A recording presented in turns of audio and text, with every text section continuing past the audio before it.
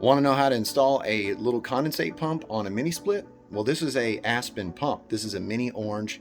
It's a univolt pump. In today's video, I'm going to show you how to wire it, how to install it. And if you have any questions, leave those in the comments because I'm here to help you. Before we get started, definitely like the video, share if you can, hit the notification button. Anything helps my channel to grow. If you want to support me, definitely join and be a member. I've got free guides that I'll be able to send you and help you in your HVAC career. So let's go ahead and get started with today's video and let's learn something about this mini split condensate pump. All right, let's go. This right here is the pump part, and this is the wire that powers the pump. We got a wire on the other side, and this goes to the float switch. Every time that float switch comes up, that means the water has entered the reservoir through that little screen, which definitely have to maintenance.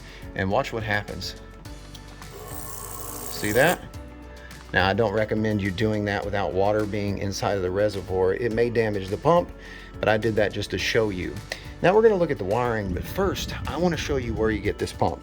So, let's get down off this ladder, and I wanna show you this right here is the box. This is Aspen Pumps, and it says aspenpumps.com.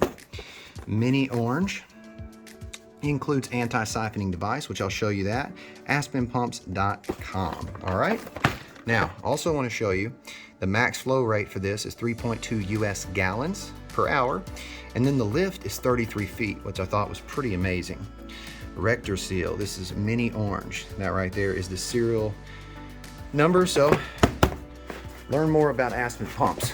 Now, let's go ahead and get started with this anti-siphoning device. Make sure it's installed correctly.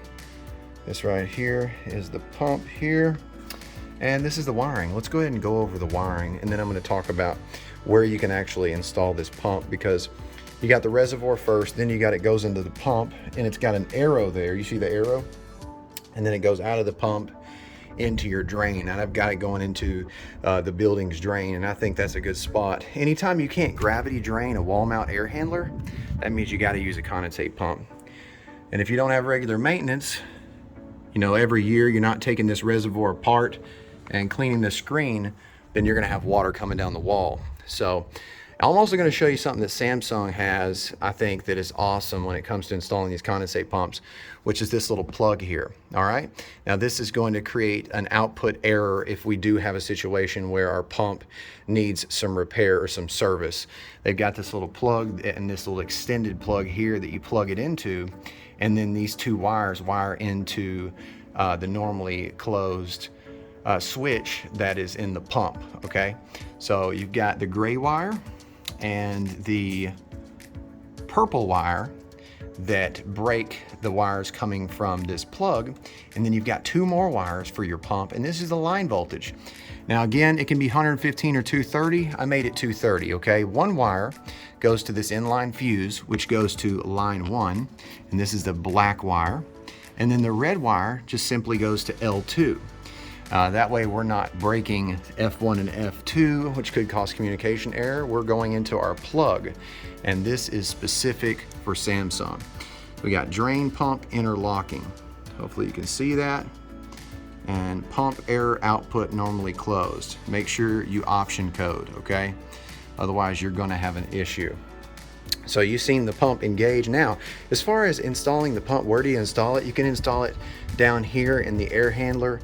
You can install it in the evaporator casing if you got room. And then also if you got a drop ceiling or a place above the unit, this right here, this little signal wire that goes from the pump to the reservoir, you can actually, you've got enough room, you should be able to, and also for the power cord, you've got enough room, you can put this pump up above the ceiling if you've got a place to do that, like a drop ceiling.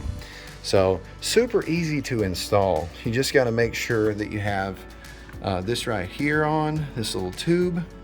Now let's take a look at the manual real quick, because that's something you definitely need.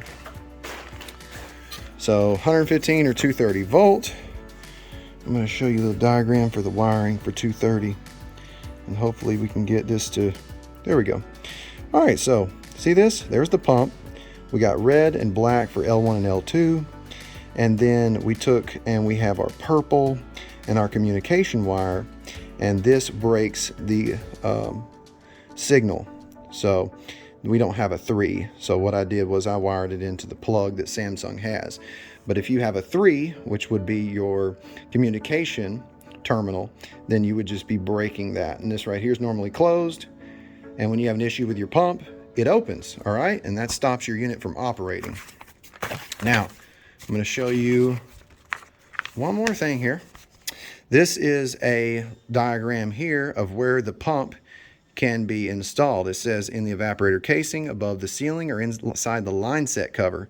So if you got line hide cover, you can put it in the line hide cover.